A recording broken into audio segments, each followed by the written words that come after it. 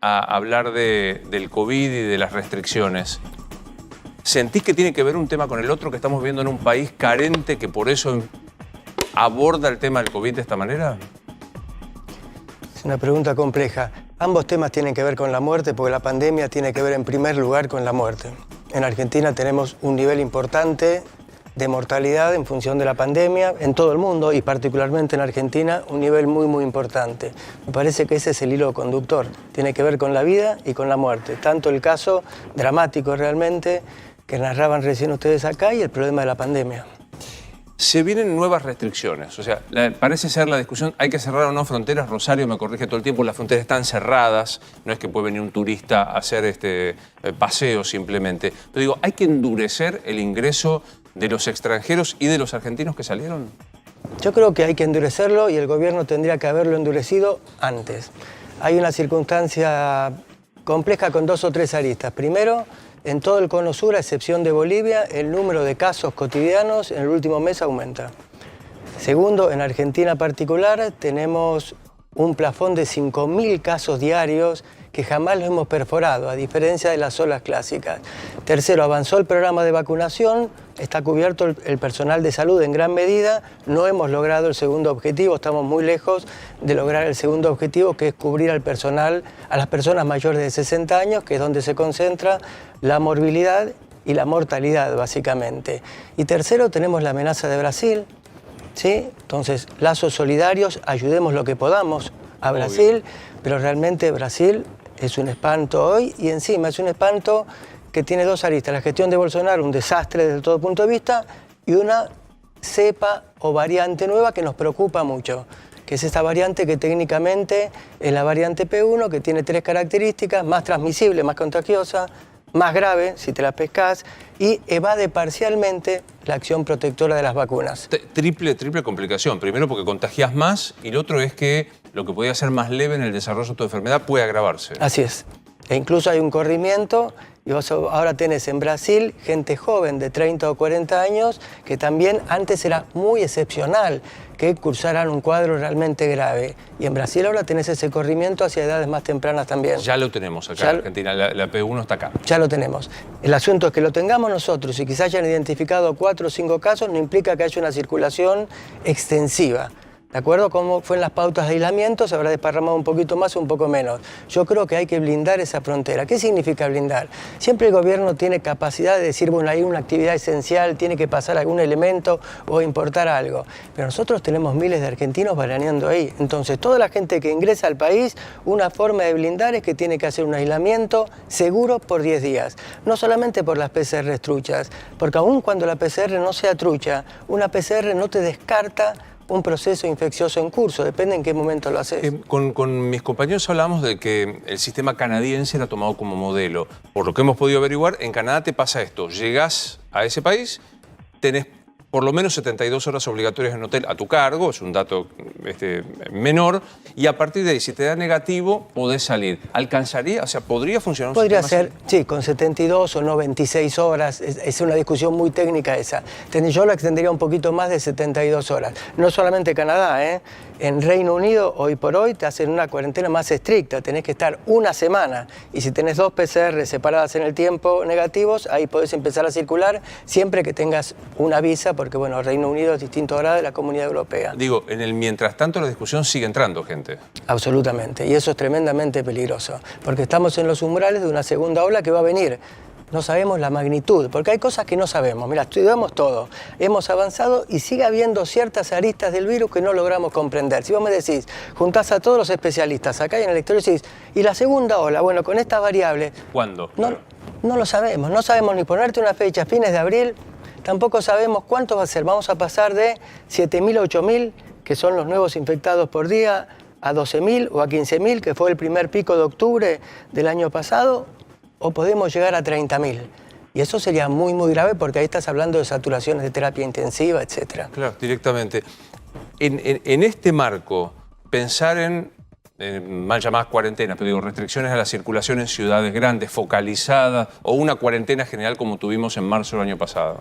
Sí, yo más que una cuarentena general, estaba escuchándolos recién a ustedes, yo creo que restricciones o cuarentenas parciales, de acuerdo a el monitoreo que se haga cotidiano en cada región, subregión, en cada provincia, están a la orden del día. Es decir, si vos tenés una región que tiene un ritmo de crecimiento importante, ahí tenés que implementar medidas especiales. Y eso puede ir hasta una cuarentena total, sin desconocer todo el impacto social, económico y psicológico que tiene. Claro. No es un razonamiento simplista, pero el asunto es que si el virus se esparce más, tenemos dos problemas. Primero, que hay más gente contagiada y saturan los sistemas. Y segundo, que pasa lo que pasa en Brasil. En aquellos lugares que el virus circula a sus anchas, se generan nuevas variantes.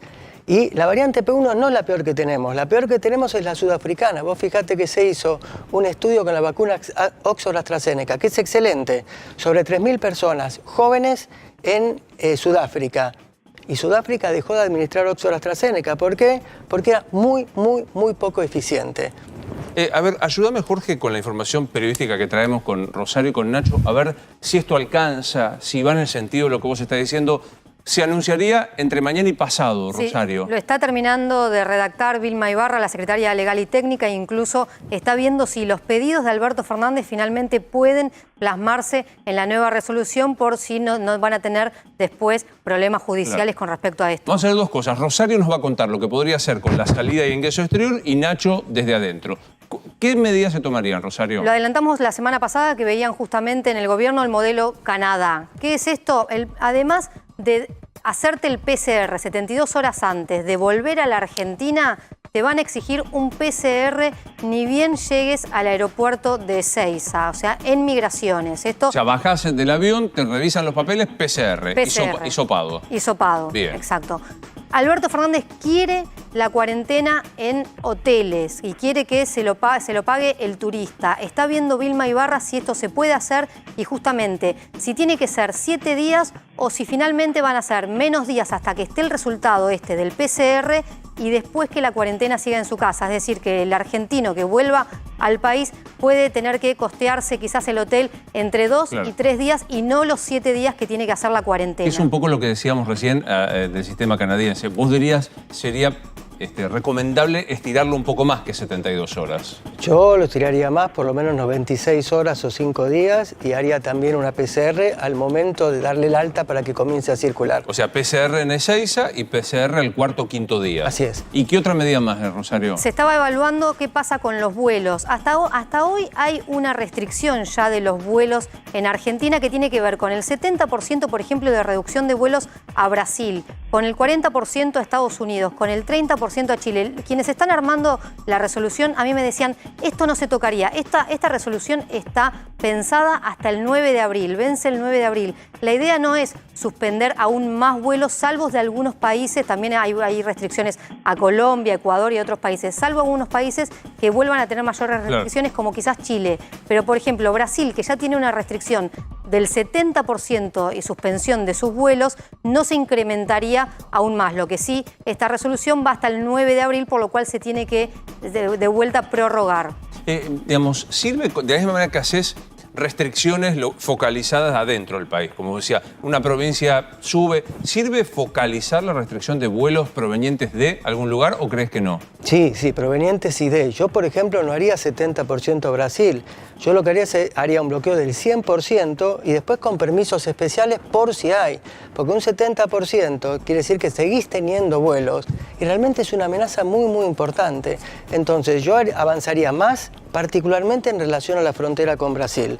Y si hay una circunstancia que amerita una conducta, que pasen camiones, etcétera, que sea una autorización excepcional. Pero no puede ser que haya gente que siga vacacionando. Y yo, digamos, conozco gente particular, ¿sí? Entonces esto es una cosa que se extiende más. Yo suspendería el 100% de los vuelos a Brasil. O sea, como norma cerrar y la excepción es según que el se caso. Autorice. ¿Dentro del país qué va a pasar, Nacho? Bueno, Luis, en principio hoy hubo una reunión obviamente por videoconferencia entre Guado de Pedro, la gente de salud, también estuvo el ministro Meoni y se evaluó, bueno, qué se puede hacer una vez que está la gente aquí. En principio, la principal preocupación sigue siendo las nuevas cepas y se trató un tema, Luis, que está como, sobre todo en el norte, está sobreentendido de qué ocurre, pero que obviamente en contexto de COVID no debe ocurrir, que es el ingreso de personas a través de la frontera sin pasar por migraciones. Eso ocurre porque, obviamente, hay gente que cruza por límites, por pasos que no están habilitados. Bueno, las fuerzas federales, Sabina Frederick informó que va a enviar más fuerzas federales para garantizar que ese tránsito que no está habilitado actualmente, el tránsito terrestre no está permitido, evitar que esa gente siga pasando de un lado a otro y que vengan las nuevas cepas, tanto la cepa de Manaos como algunas otras variantes la que sudafricana. Pero tengo una pregunta, concretamente, cerrar comercio, como vimos en marzo del año pasado. Cerrar comercio, restringir transporte público, evitar escuelas. No, la economía no. Salud, si bien fue el más duro en la reunión, no se evaluó en este contexto cierre de comercios, cierre de la actividad comercial, cierre de la economía. No hay margen, incluso alguno de los gobernadores que estuvo en la videoconferencia lo planteó, que no hay margen para hacer ese tipo de cierres. Lo que se evaluó también es el tema de los corredores seguros. ¿Qué quiere decir esto? Bueno, una vez que están llegando los vuelos todos por E6, hay 27.000 argentinos afuera. ¿Cómo hacemos para garantizar que lleguen a las provincias y que en el medio no estén haciendo, digamos, no están propagando el virus? Bueno, se está evaluando la posibilidad de crear unos corredores seguros para que esa gente llegue hasta su domicilio y ahí sí garantizar cada gobernador poner la fuerza de seguridad a disposición para que controlen domicilio por domicilio. Actualmente te llaman mucho por teléfono, pero no van tanto a tu Nacho, casa. te pasa esto y lo habrás visto, también lo habrás visto, Jorge. Venís a Ezeiza, me tocó ir a esperar a un familiar. Si sos de capital, te testean. Si sos de la provincia, te dicen pase nomás. Y no pasa. O sea, hoy esto está pasando, digo, lo cual es en tren de paso al ministro Goyán, que le encanta bloquear gente, en su provincia se van sin ningún tipo de control. Digamos, esto es como una disparidad arbitraria. Yo creo que es demasiado poroso todo este tipo de situaciones. Yo sería mucho más exigente. Lo del corredor sanitario podría ser, pero yo preferiría que la gente que ingresa en el exterior haga estos 72, 96 horas en un hotel, obviamente con las comodidades y los respetos necesarios, porque es un problema de responsabilidad social muy importante. Y en la Argentina tenemos un asunto de logística que muchas veces teclea. Y una cosa son los enunciados y otra cosa son los hechos. Claro.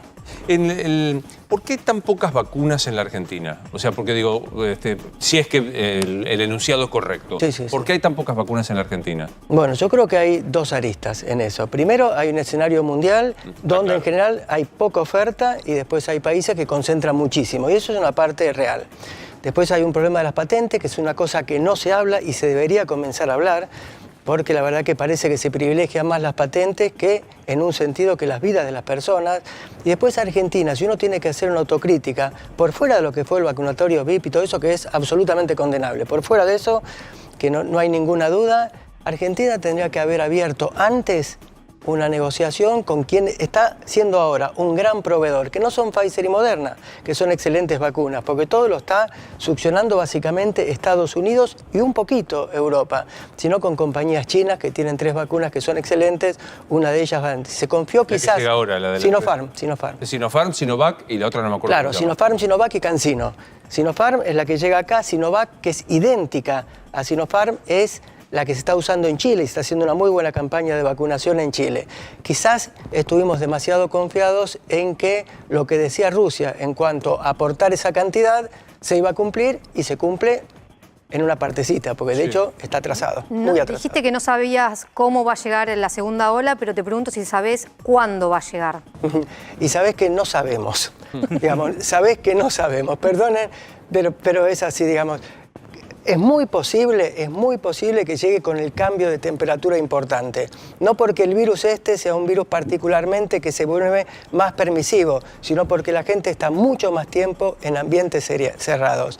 Y la consigna esta de airear, incluso en Estados Unidos se aireaba y los chicos iban al colegio con bufanda sobre todo y no se lo sacaban. Es decir, el aireamiento de ambiente es algo muy importante y el invierno tiende a concentrar la gente adentro. Ahora, ¿es imposible controlar el avance de la nueva cepa si se toman esas precauciones que estuvimos detallando? Si bien hubo algún que otro caso aislado, me parece, en alguna provincia, pero ¿ya es un hecho que la cepa en algún momento va a llegar y va a estar entre nosotros o hay forma de controlar? Estamos a tiempo. Mira, la cepa va a llegar. Ya llegó y va a empezar a transmitirse. ¿De acuerdo? Eso es una cepa más transmisible. Fíjate, la de Reino Unido, que preocupó mucho, se adueñó de todo el Reino Unido en el lapso de 3 meses. Y en Estados Unidos, pese a que está avanzando muchísimo el programa de vacunación, empieza a ser una variable de una presencia tremenda. ¿Cómo frenaríamos eso? Bueno, si tuviéramos las vacunas, las frenamos con las vacunas, porque la vacuna es un poco menos efectiva, pero sigue dando protección. No será el 100%, sino un 60-70%, pero estamos atrasados con las vacunas. Perdón que te interrumpa. ¿Es correcto decir que con la vacuna puede que me contagie sea más leve el tránsito de la enfermedad? Sí, es así. Digamos, las vacunas, todas las que estamos hablando, Sinovac, Sinopharm, CanSino, Pfizer, etcétera, te protegen prácticamente en el 100% de los casos de padecer una infección grave. ¿De acuerdo? Te protegen en niveles más variables de producir infecciones más leves, que pueden ser un catarro, pueden ser cuestiones menos relevantes. Y te bajan la carga viral, por lo tanto transmitís mucho menos. ¿Qué pasó con la vacuna que me acuerdo que... me olvidé el nombre del laboratorio, de Hugo Sigman, dijo... sí, Oxford AstraZeneca. Claro, sí. Se trae aquí, se manda y se fracciona y se hace en México y vuelve. ¿Qué pasa con eso? Bueno, ya salieron de acá cerca de 15 millones de dosis. Se iban a embotellar y a fraccionar porque todo esto básicamente fue Fundación Slim, la que hizo desde México. Y entonces se iba a fraccionar en México. México no le dio... Faltaban botellitas y esas cuestiones. Literal. Entonces parte se está fraccionando y embotellando en Estados Unidos y esos 15 millones que van a ser para toda América Latina, a excepción de Brasil, que tiene un contrato aparte, empezarían a llegar al país a fines de abril. ¿Y nos tocaría? No sabemos. Yo no lo sé. Yo no lo sé. Sí, Martín. Jorge, siempre se habla, ahora frente a la segunda ola, cuando pasó el inicio de la cuarentena, de la necesidad de tener sistemas de salud fuertes, sobre todo en terapia intensiva. En esta suerte de verano literal que pasamos y con menos casos que tuvimos en diciembre, enero, ¿se reforzó el sistema de salud? ¿Se está mejor preparado en terapias intensivas para esta segunda ola? Yo creo que se reforzó mucho en una primera época. Y por eso cuando fue el pico de octubre en Argentina, si hay un mérito es que no hubo que decidir quién ingresaba a terapia y quién no. En eso se trabajó bien. Donde no se trabajó bien, a mi juicio, es en todo lo que es desarrollar un amplio sistema de testeo que permita el aislamiento de contactos estrechos, que es una logística más compleja. Y ahí yo creo que tuvimos muchísimos puntos débiles. Jorge, ¿cuánto hay de útil y aplicable esta historia de los que tuvimos el coronavirus nos alcanzaría con una sola dosis y si yo fracciono la China, que creo que son idénticas las 2 dosis, puedo vacunar el doble de personas que las vacunas que recibo? Mira, ese es un estudio que hicimos la gente del Leloir y nosotros en Facultad de Medicina junto con la Universidad Nacional de La Plata sobre la base de 200 y pico de personas, personal de salud vacunado, que fueron los primeros. Y es absoluto, es decir, los infectados con una sola dosis dan mayor cantidad de anticuerpos de los que sirven, que se llaman neutralizantes, que aquellos no infectados con el sistema completo. El punto es los no infectados, ¿de acuerdo? Entonces, los no infectados, yo creo que hay que complementar las 2 dosis. Ahora, no habría ningún problema en espaciar la primera de la segunda, que eso está demostrado para Oxford AstraZeneca. ¿Espaciar hasta cuándo? 3-4 meses. O sea, hasta en cambio a los 20 días, como te vacunan ahora, puedes bancar 3-4 días. 3-4 meses. Pero yo completaría, si no estuviste infectado, el sistema de 2 dosis, sin problema. Vos fíjate que una vacuna muy parecida a la Sputnik, que es CanSino, usa una sola dosis. Y Johnson & Johnson, que usa el primer componente de la Sputnik, que es la de 96, usa también una sola dosis. Entonces, espaciarla sí, suspender y quedarnos solo con la primera. Es interesante algo que dijiste al comienzo, ¿no? Que a pesar de todo lo que ha pasado, de todos los científicos, hay cosas que no se saben de este virus, que definitivamente siguen siendo... ¿Se sabe cuánta inmunidad tiene una persona que tuvo coronavirus? Es heterogéneo, sí, sabemos porque hay muchísimos estudios. El 70 o 80% de las personas infectadas van a tener una inmunidad que le va a durar, sabemos, hasta 9 meses. 9 meses, 8 meses, 12 meses. Y extrapolamos a las vacunas y también van a durar tipo 1 año. Ahora hay un 15-20% de las personas infectadas, básicamente personas jóvenes que la cursaron en forma muy leve o asintomática que desarrollan una respuesta inmune de menor envergadura. O sea, a mayor gravedad de la enfermedad, más anticuerpos generás. Así es. Así es, y eso es una cosa que llamó mucho la atención. Y eso fue un problema al momento de usar plasma de convaleciente. ¿Te acordás que en su momento se hizo una campaña? Nosotros al momento de coleccionar los plasmas podíamos solamente usar un 15%, un 10%, porque no había gente que tuviese tan alto el nivel de anticuerpos. Entonces hay un 80% de la gente que va a estar bastante protegida y un 20% de las personas que no estamos convencidos cuán protegidos están porque quizás cursaron una infección muy leve y tienen poquitos anticuerpos. Te da como un contrasentido, porque para vos debe ser fascinante como materia de estudio y a su vez enloquecedor como ser humano que estás viviendo. O sea, pero digo, debe ser como una oportunidad histórica para un científico como vos y una porquería como para el resto del planeta. Sí, digamos, yo creo que la ciencia ha hecho un gran esfuerzo y ha hecho aportes concretos. Igual siempre te sentís como que estás atrás de lo que se necesita, atrás de lo que se necesita. Sí, Argentina, ¿en qué estamos atrás? Yo digo, tantas discusiones que se hacen. ¿Por qué Argentina no es un país productor de vacunas? Tiene premios Nobel. Eso de insertar genes lo hacemos todos los días en los laboratorios. Todos los días. ¿Insertar qué? Porque la fabricación de vacunas tiene que ver con agarrar una entidad que nosotros llamamos plásmido, meterle un gen, tocar el gen. Ese tipo de procedimientos, que cotidianamente lo haces cotidianamente, no en relación a vacunas, en relación a experimentos, líneas de investigación. Acá tenemos gente de primer nivel internacional, digamos, en inmunología. Gabriel Rabinovich es un tipo impactante, digamos, lo mejor que hay en el mundo en la parte de inmunidad antitumoral. Tenemos un club de gente que trabaja en RNA, vacuna muy cercana. Entonces, ¿por qué? Bueno, no hubo decisión de hacerlo en su momento. Claro. No hubo decisión, es una asignatura pendiente formidable que tenemos. Espero que estés que merezcas. ¿Estás vacunado? Sí, porque nuestro instituto trabaja muchísimo con muestras. La vacuna Sputnik con 2 dosis. O sea que ya estás, sos un ser humano libre. Relativamente libre con altos anticuerpos. Y tienes altos anticuerpos. Sí, estamos haciendo un seguimiento y realmente con la primera vacuna que llegó, personal de salud y los niveles de anticuerpos son muy altos. Me voy a repetir con algunas preguntas que te han hecho. ¿Es al cohete que nos pusemos el alcohol en gel? No. ¿Que desinfectemos la zona? No. ¿Ves, Rosario, cada vez que te fumigo en la mañana? Claro. No, lo que si algo aprendimos es darle mucha más importancia a la transmisión aérea que a la transmisión por superficies, que también dudamos. Dudamos de tantas cosas y se metió la pata. Si vos te acordás, al principio de la pandemia, la Organización Mundial de la Salud no recomendaba el uso del barbijo. Claro, como lo recuerdo. Eso es así. Y la pandemia esta es una advertencia, digamos, es una advertencia porque acá hay un problema que tiene que ver con un comportamiento... ¿Que viene algo peor todavía? Y tenemos que estar preparados, porque este virus tiene... Sí, no sabemos cuándo, pero que va a venir. Pero es así, Luis. No hay ambiente natural que el hombre esté respetando. Y eso hace que vos entres en contacto íntimo prácticamente con animales de todo tipo. El murciélago solo, los murciélagos tienen cerca de 100 especies de coronavirus distintos, que no nos infectan.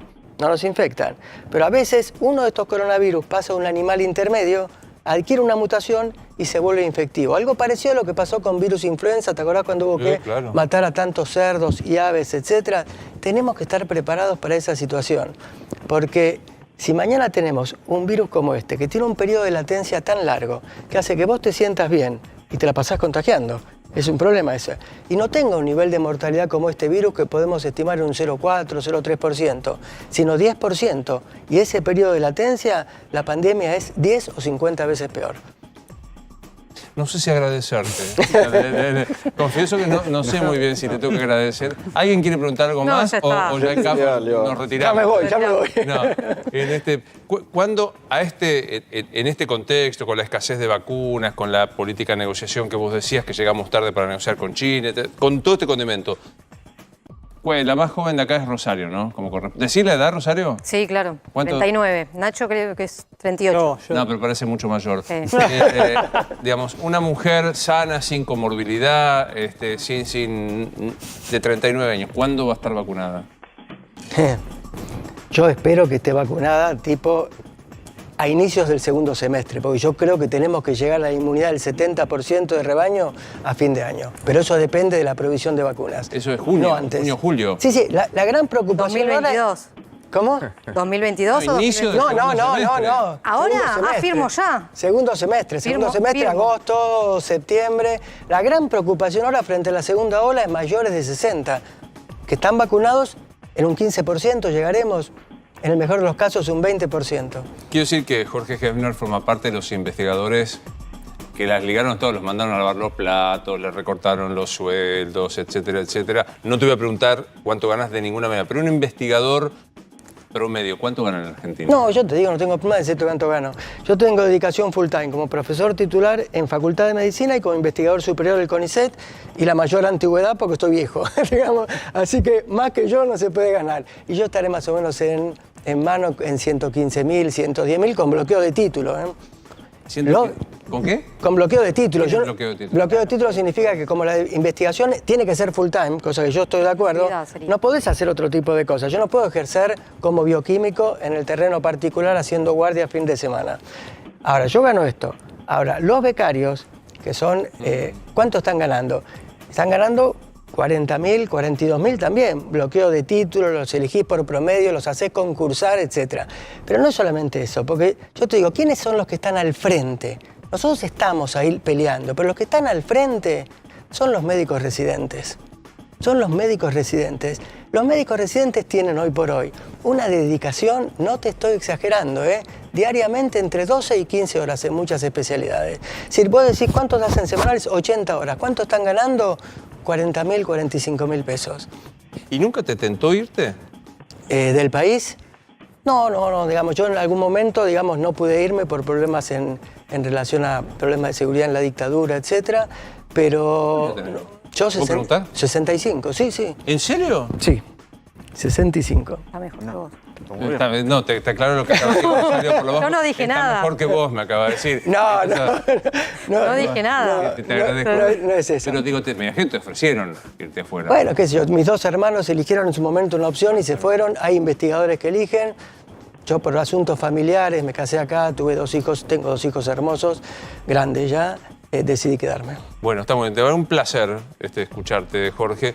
Y quiero saludar en voz a todos los científicos, los laburantes, los que creen en la universidad pública, los etcétera, etcétera. Y a una rosarina que es como una amiga nuestra, que es la doctora Mirna Biglione, que es mi amiga de cuando éramos geniales. Así que tengo que hacer un rosarinismo. Te pido 1000 disculpas, pero tengo que hacer rosarinismo. Muchas gracias por la invitación. 115.000 pesos, Claudio, gana un científico del nivel de